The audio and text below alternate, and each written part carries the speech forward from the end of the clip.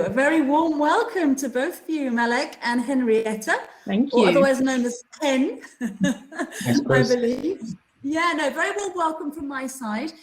You are one of the gold sponsors, if I'm not mistaken, for the event today. So very warm welcome also from Victoria, I'm sure, as well as me.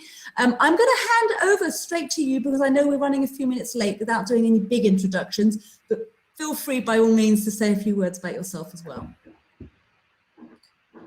Thank you very much. So I'm just going to quickly get a screen set up and try and not be completely technically inept. So let me just put it on full screen. Yes, so this is us. We're going to be talking to you today about what you should actually really be thinking about when shifting to a hybrid work model.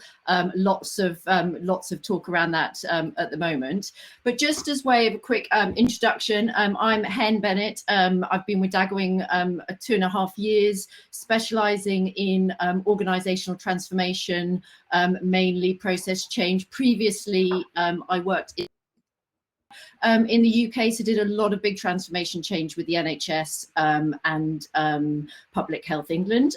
Really interesting work. Yes, and I just quickly to say, you know, thank you, Ben, Liliana and Abby for actually setting us up so nicely. I think it's an excellent segue into what we're going to talk to you about today. And I've also already met some really interesting people on the networking. So Malek. Yeah, good morning, everyone. Thanks so much for having us. My name is Malik El-Rufai, and I'm a principal with Daggerwing Group.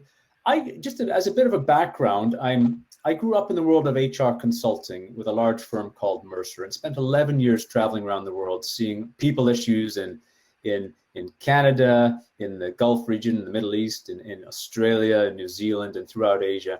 And made my way back to the change management world in North America, back in New York, and came over to London a couple of years ago. So I've seen a little bit of things around the world. I've seen different types of people issues.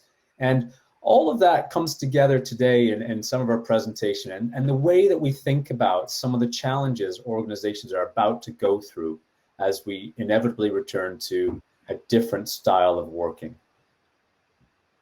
Thanks, Malek. So I'm very quickly just going to spend a couple of minutes telling you a bit about Daggerwing. We are a global change consultancy working with our clients on the people side of change management. And we actually believe passionately that real change happens when people inside the company are ready to make the change happen. So all our methods are rooted in psychology to actually tap into why people do and don't want to change.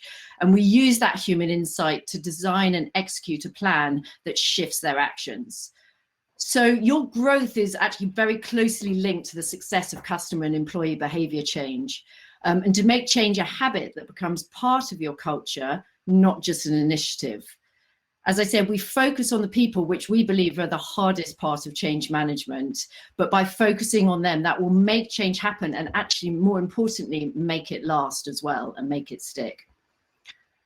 So our proven methods are tied to universal behavioral insights and business principles. And we tailor our work to your challenge. So what you're left with is a custom fit approach. It's not somebody else's that we're retrofitting to you. And this is why our clients look to us as trusted partners.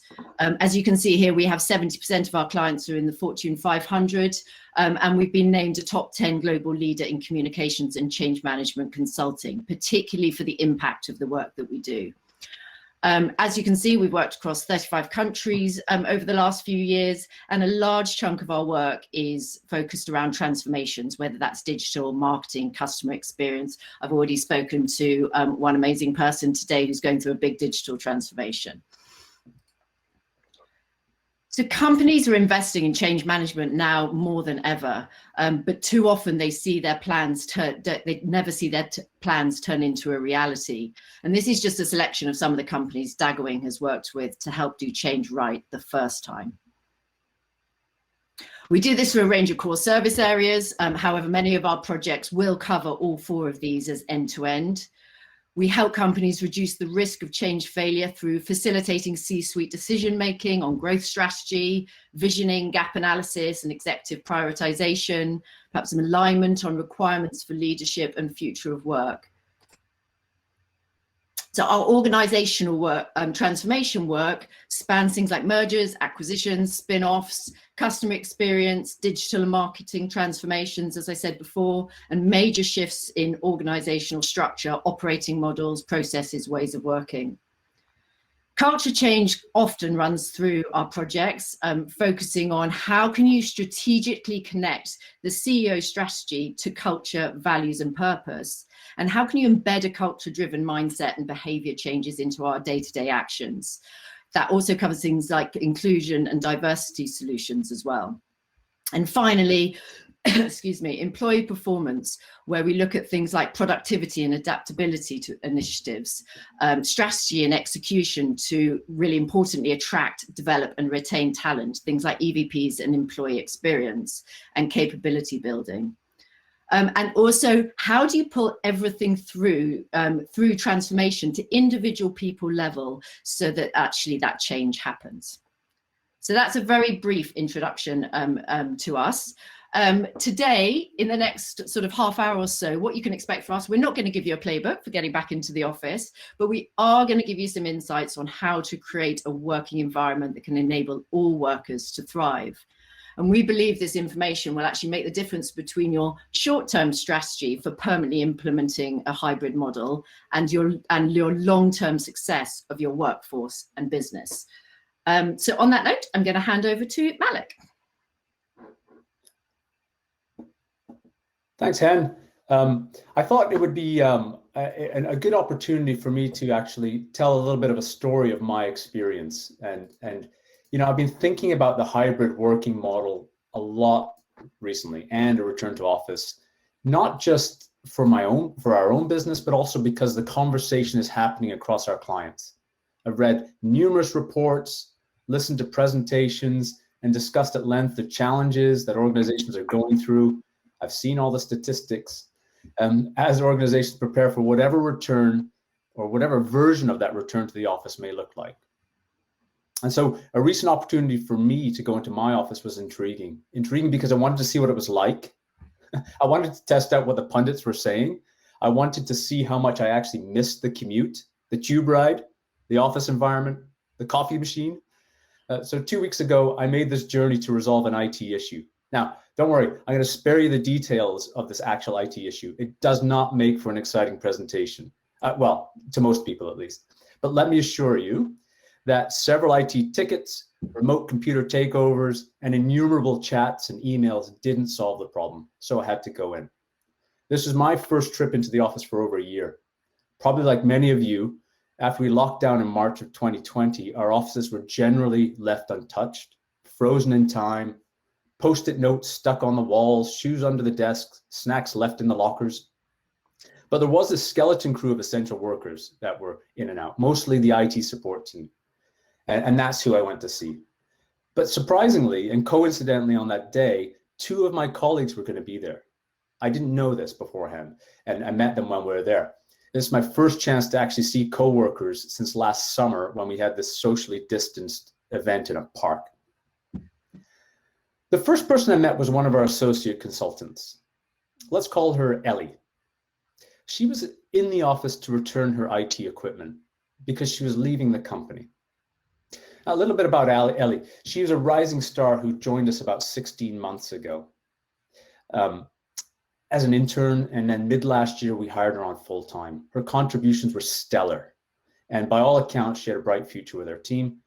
So it was really disappointing to learn that she was moving on, and everybody in the team was kind of taken a bit by surprise. Fortunately, while I was there, I got to spend some time with her, chatting through her goals, her interests, and where she's going. And something felt different about that conversation. That face-to-face in-person chat, it felt honest, it felt open, and it felt constructive. And while I'm not suggesting that you can't have honest, open, and constructive conversations on Zoom or Teams or anything else like that, this definitely felt different. It felt different than some of the other planned and scheduled conversations I'd had around other management issues.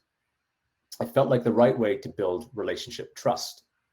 So the challenge with her situation, in my view, was that she spent a majority of her time with us remotely removed from her peers, her managers, and her project teams, particularly at such an early stage of her career. And I believe had we been closer as a team, we would have been able to develop a stronger level of trust with her to allow her to open up, share her challenges, her interests, and her goals before it was too late to do anything about it. So this is the first challenge we're going to talk about today, trust. How do we create a culture of trust in a hybrid working environment? After my chat with Ellie, I was able to track down our IT guys. Well, sorry, our IT team members. They're guys and women, men and women. She sat down a couple of desks away. Becky sat down a couple of desks away with my replacement laptop and talked me through the issue I had, and then set to work fixing it. During this time, a second team member, Darren, popped by to help with part of the issue. You see, he had a password that Becky didn't have. Great. And then after they got that going, he spent some time asking me about my remote working arrangements. You know, if I had the equipment I needed, if I was set up, did I need a second monitor to take home with me? Wink, wink. Shortly thereafter, the problem with my machine was fixed, and we said our farewells. Again, while I'm not suggesting that IT issues can't be solved remotely, there was something innately human to be able to sit side by side through a challenge, clearly avoiding discussion of my technical ineptness, and have an unscheduled and personal conversation with someone.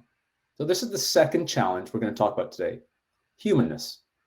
How do we ensure we're bringing a level of humanness to our day-to-day interactions in a hybrid working environment? I'll continue on with my story here. The last colleague that I spoke with, let's call him Kevin. He works on the same client account, and we had a Zoom call scheduled later that morning. So we decided to actually take it in a conference room. See, we figured if we actually sat at either side of the table, we could do a Zoom call without our masks on. See, Kevin and I are peers, and in theory, we're influential to the other colleagues on the call who joined remotely. After we finished the call, this is where things got interesting. We didn't pack up our stuff and go back to our desks, put our masks on, and get back to work. We continued talking about the client situation for another 15 minutes, which then meandered into other topics. Off the record, unscripted. And what was said wasn't recorded, it wasn't written down, and to the best of my knowledge, it wasn't shared with the other colleagues on the call. So this was unfair, it's unbalanced. The people in the room had an advantage over those that weren't there. Information was shared between influential leaders that could have benefited those who were not present. Fairness is the final challenge we're going to talk about today. How do we create a fair workplace where all employees with differing work experiences have an equal opportunity of success? So on my tube ride home that evening, I reflected on my experience, considering the topic we're talking about today. Despite my being aware of the challenges that a hybrid working environment can bring, as a leader in my team, there are things I need to improve upon to ensure we're continually raising our game and providing the best working experience for our team. Trust, humanness, and fairness. Let's jump into it, Hen. So we're going to build out the story a little bit more. Employees want the best of both worlds.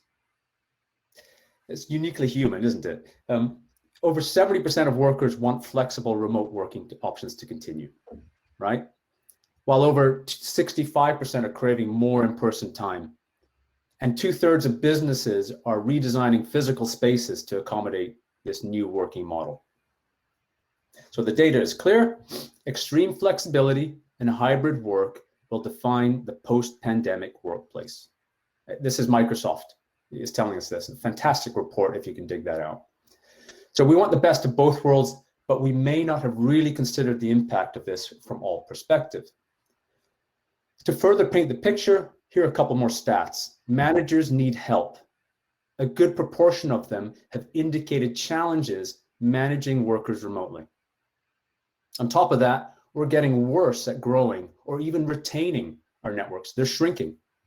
Clearly, conferences like this can help, but they're not the magic bullet, right?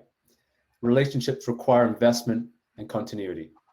Additionally, there are a number of other studies and statistics that outline the challenges we're facing in a remote working model, but let's move on.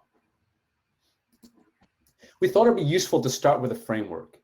This is how we're viewing last year's transition to remote working and the upcoming shift to hybrid working. If you see in this a resemblance to a hierarchy of needs, well, you won't be amiss by it. Forgive the comparison. Generally, at the start of the transition last year, organizations focused on getting workers functional, effectively becoming virtual overnight and productive as soon as possible. Once that was done, they then focused on getting the work environment better: equipment, furniture, software, training, coaching, etc. Let's call those the basic needs. The next phase saw many organizations focusing more on the welfare of their employees, supporting more psychological needs, ensuring wellness was discussed and offered, revitalizing those inclusion programs which had stalled, pushing forth with career development and culture initiatives, among other things. You've probably done a virtual drinks trolley or a quiz night or a wreath making course or something like that to keep the social buzz going. That's right in this space. While there's still a lot of work to do in these areas for many organizations, their work has started. And lastly, at the top of this diagram, in an area where most organizations haven't yet spent a lot of time focusing on, is what we'll call self-actualization. Hey, bear with me, it's not perfect grammar when this applies to an organization, but let's use it for now to get the point across. This is where organizations have the opportunity to focus on the elements that will make their hybrid working environments fair and equitable for all, higher order stuff. And this is our focus for today. So from a timeline perspective, with the pending return to offices becoming more real, we've noticed that leaders are now refocusing efforts more back on some of the more basic needs again, perhaps getting distracted away from those higher order success factors into more action-oriented fixes that can actually show immediate results. We'll talk about action bias later on, but the point is the self-actualization elements seem to be put aside for now. So right now, if we're thinking the mechanics of getting people back at the desks, if we're thinking about that, we may not be thinking about the human factors that can cause this transition to fail. So with all of this background, how can you make sure you're creating a fair and equitable environment for your entire workforce? All right, we've got 3 propositions for you. 3 to address these challenges of trust, humanness, and fairness that we've mentioned and laid out. We propose 3 interventions. 1, leaders need to create a culture of trust. 2, managers need to lead with empathy. And 3, employees must become self-aware of how capable they are in thriving in a hybrid working model. Hey, clearly, this is not an exhaustive list, but we hope this plants some seeds for you to take back to your organizations and get started. Thanks, Malek. So we're going to have a look at now about how we can address this. Daggerwing has identified 8 key human factors where change fails. These are things like that you can see on this wheel, that an urgent reason to change or a compelling vision for the future hasn't been communicated or well articulated. There might be a lack of feeling of ownership among key employees. Leaders may not be driving the change, or there may be some common biases that aren't being surfaced or addressed. We also see instances where organizational systems and other initiatives are not aligned with the change, or perhaps people aren't enabled or encouraged to develop the new skills and behaviors that are needed. And ultimately, some of this results in, or as a standalone, that the mass does not actually embrace the change and it goes against the culture. So we aren't going to go into all of these today because we don't have time, but we're going to focus on 3 of these levers linked to the 3 groups Malek just took us through: leaders, managers, and employees. So we're going to look at how leaders can better drive change through important creation of a culture of trust.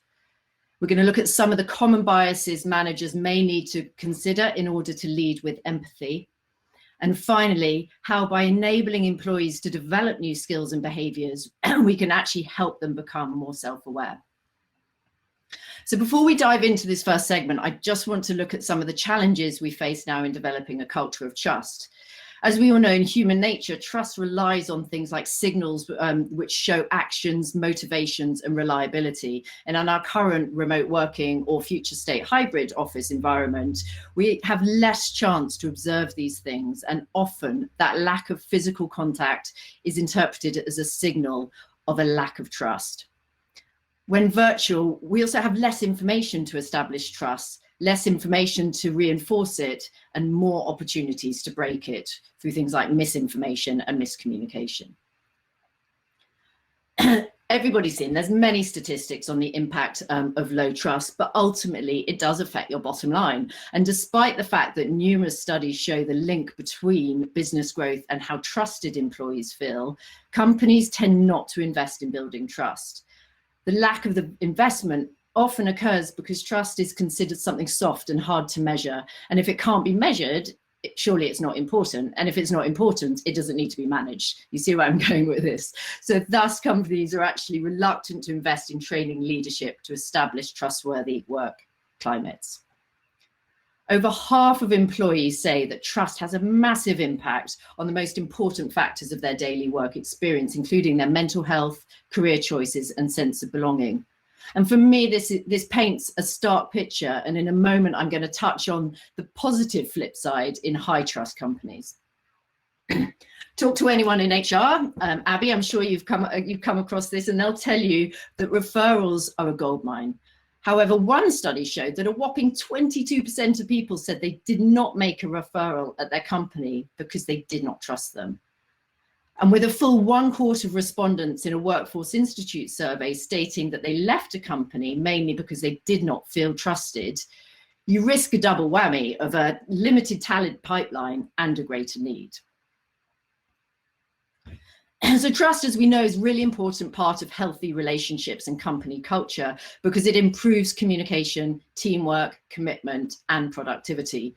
As these stats show, high trust affects your company's success in numerous ways. It creates 76% more engagement with your employees and 50% higher productivity. Those are big numbers. People generally have more energy at work and less stress, resulting in lower burnout and fewer sick days. And when we look at it in this context, it's actually clear to see how trust is linked to achieving business goals and growth. So before we touch on some of the ways we can build and maintain trust as leaders, I think it helps if we look at trust in two ways. Competence trust, which is about the trust in people to deliver high quality work, and then interpersonal trust, and that's trust in the integrity and good intentions of all your employees.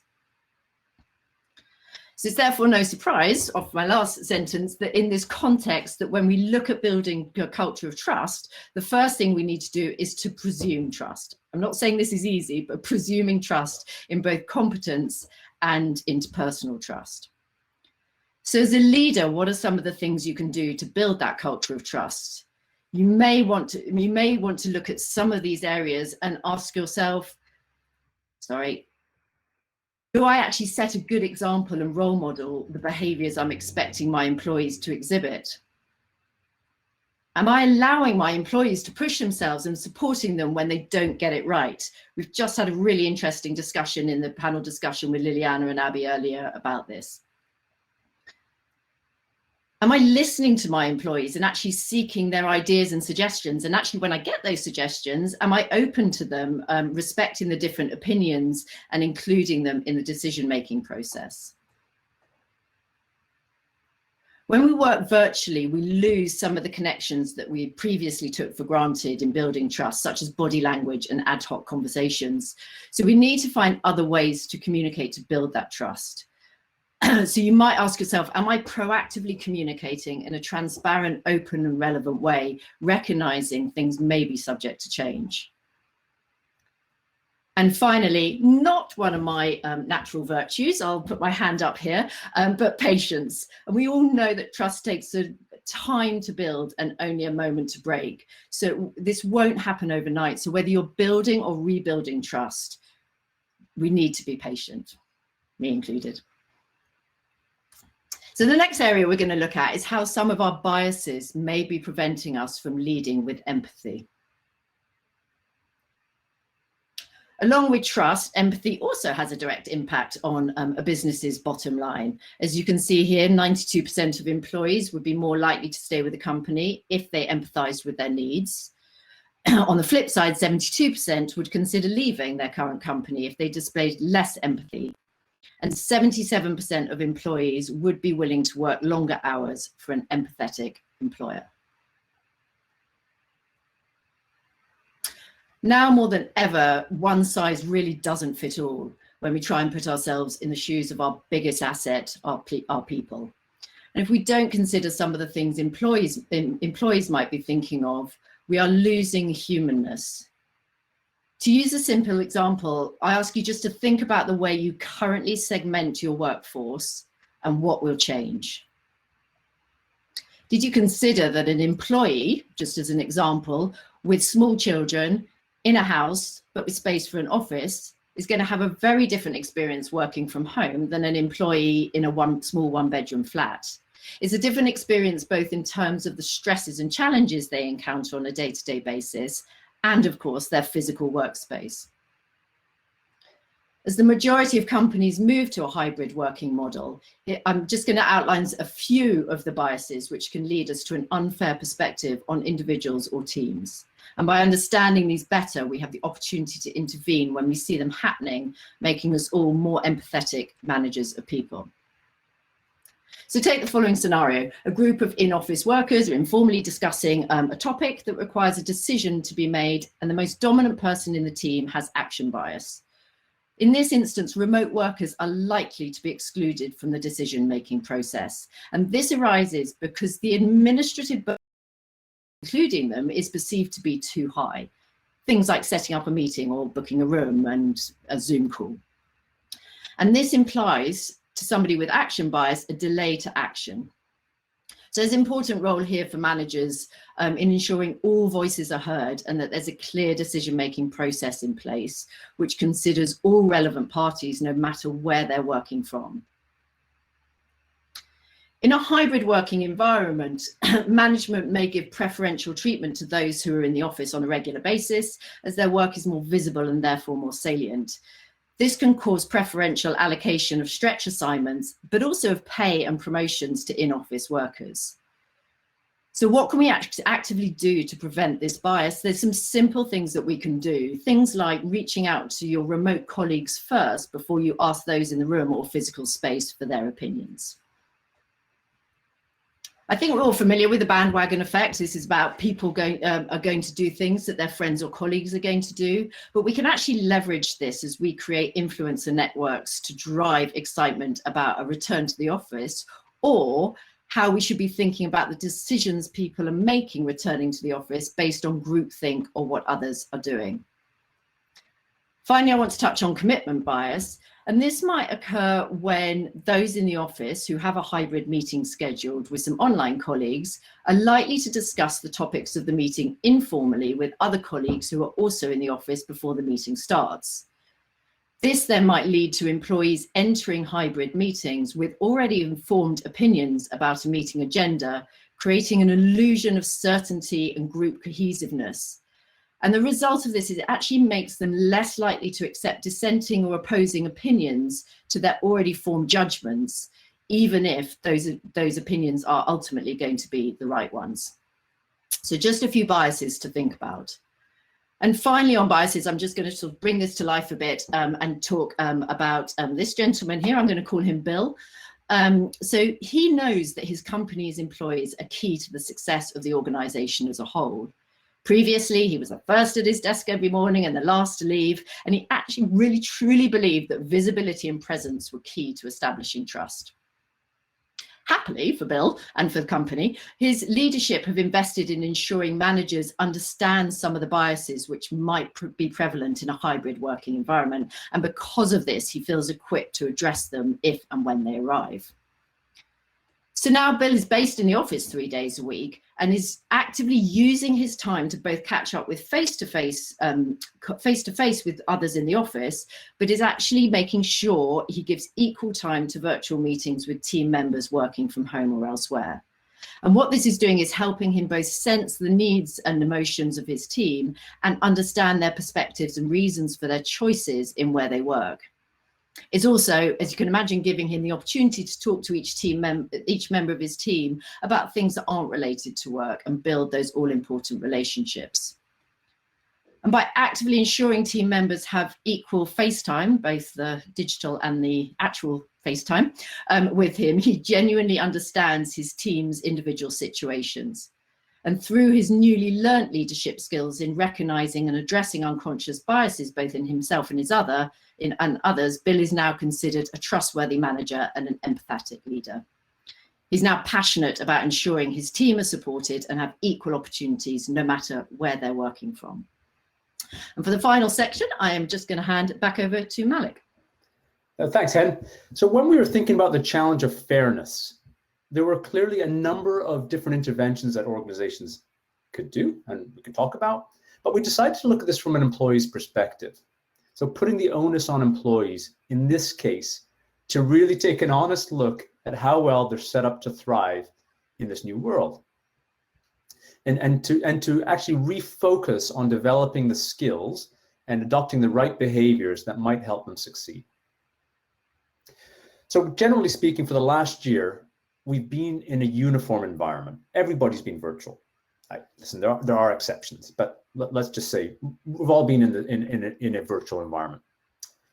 And we probably haven't had much of a performance scorecard on how we've actually fared in that remote working environment. Perhaps some organizations have, but not many. So the challenge now is that any deficiencies in employees' abilities to work remotely will be exacerbated in the new hybrid world as their peers and managers go back into the office.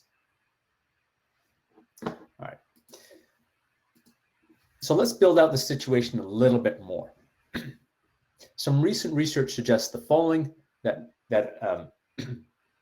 and we'll shift forward, there you go. Some recent research suggests the following: 97% of employees don't want to return to the office full time. And as we mentioned earlier, over 2/3 want flexible remote work options to stay, and people want more in-person collaboration. So we don't want to return to the old ways, we want flexibility and we want to collaborate. But 2/3 of employees feel less connected working from home. And there's concerns that out of sight means out of mind. And a significant amount feel that they have to put in additional efforts to have their voice heard or to demonstrate value, make an impact. So this lays out our challenge quite nicely.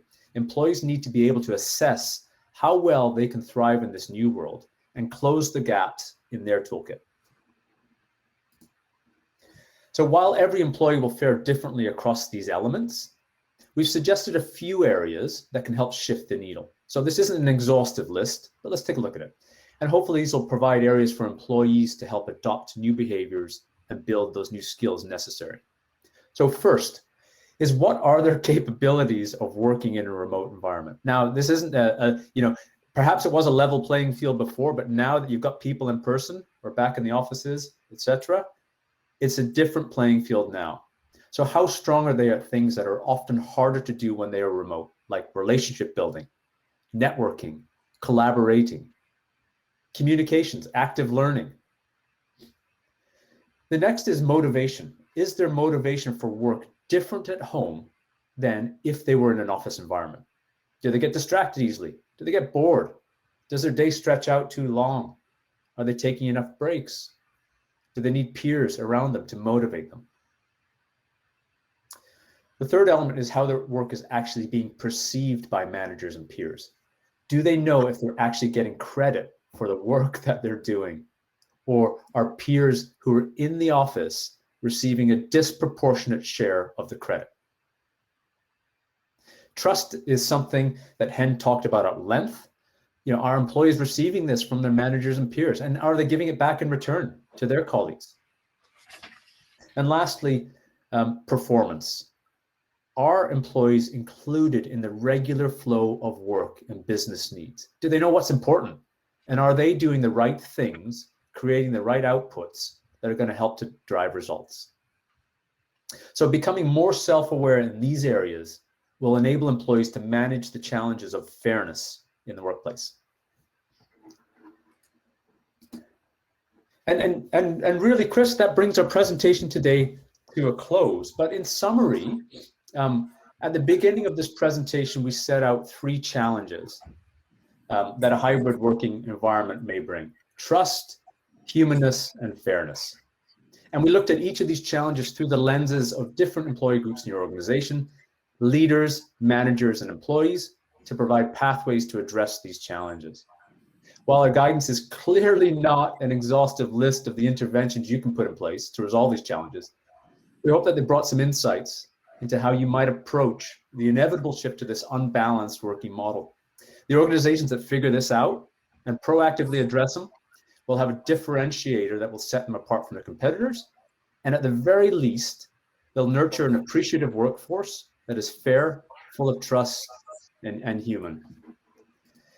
And finally, these organizational skills and behaviors will become increasingly important if the pundits are correct in their predictions of a pending turnover tsunami coming our way later on this year. We hope that this session has given you some insights into how to prepare for the road ahead. That's wonderful. Thanks very much to both of you. Fantastic stuff. There's a whole range of supportive comments on the chat, agreeing and showing curiosity, and also some questions around whether they can actually get a copy of the slides, but I'll let Victoria handle that question later. I think she already has done partly in the chat. Just a general question from me, and maybe I'll pick one or two that I can see in the chat as well. Keep those questions coming, and I'm sure Henrietta and Malek, you're going to be around for a while today, aren't you? So you will be able to be contacted directly by participants on the private chat. But one of the questions I would like to ask is, based on the conversations you're having with your existing clients, how nervous or how anxious are employees about going back to work, to the office? Yeah, thanks, Chris. I'll take this one. And definitely what we've seen is there's a mix on both sides of this equation. One thing we can't lose sight of as we're planning ahead with this return is that we're still in a global pandemic, right? As some countries are going through their second, third, fourth waves of this. So the prospect of getting on a crowded bus or a train or sitting in an office with a mask on may not be as appetizing yet as it might be a year down the road. On the other hand, people are definitely missing the human contact, even if that isn't in a working environment. So expect that we might see more working hubs or co-working situations, as restrictions ease in by country, region by region. Yeah. Okay, there's still some work to be done. And then the other question really is, for me, is around the leaders. How ready are leaders? How prepared? How do they feel about having to orchestrate and lead in this what's going to be probably a rather hybrid world going forward? It's funny, and I'll take this one again, Hen, if that's all right. Early on, as I think Hen mentioned early on, we've been planning for a return to the office since day one of, remote working, right? We've been thinking about the return. And I'd probably say early on in that timeline, there was a definite interest of, hey, let's just get back to normal. Whatever, a normal in those circumstances was, let's just go back to what we were doing before, back to the office, right? But what we found is that the arguments for a straight, a flat out return back to normal, they're kind of on fairly shaky ground, more along the lines of we've done it before or it's in our culture. And as the debate goes on, more things are coming out, right? So the challenges associated with this return have been brought to light. And correspondingly, the challenges of working from home have been brought into the debate as well, into the mix. And what made this increasingly challenging is that, our clients, they performed well last year, right? So it's an easy argument for employees to say back, hey, I just worked from home for a year and I did pretty well. In fact, I performed better. So why should I return? So definitely the sentiment is shifting to a more balanced perspective. And I would say that over the last, just the last few months, mindsets have been shifted in this argument. Thanks, Malek. Thanks very much, Henrietta, for your wonderful insights. Great slides and lots of data on there as well, which I'm sure has provoked a lot of curiosity for what you do. So you'll be around, and I'm sure happy to take questions and meet with people throughout the rest of the day. Yeah, we'll pick them up off the chat as well and go back to people direct. Yeah, I haven't gone there, Henrietta, because some of those questions are very, very specific. Yeah, no, we'll pick them up and come to you direct. That's fine. Okay, all the best to you both. Take care. Thank you very everyone. much. Bye. Thanks, Chris. Bye, everyone. Bye-bye. Bye.